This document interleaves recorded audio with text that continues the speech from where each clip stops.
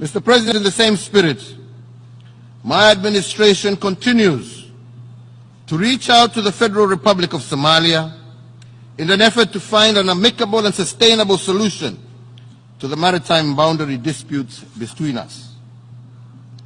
In this regard, I welcome the decision of the African Union Peace and Security Council of the 3rd September 2019 that urges both parties to engage.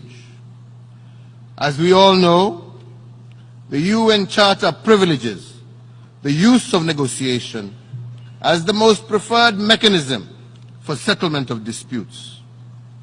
Similarly, the United Nations Convention on the Law of the Sea provides for the delimitation of maritime boundaries between states amicably.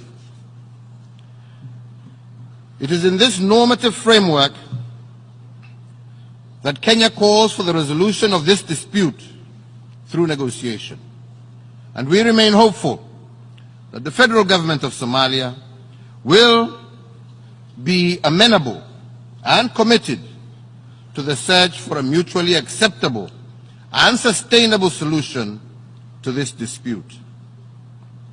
Third, Mr. President, we must act together to protect our shared destiny.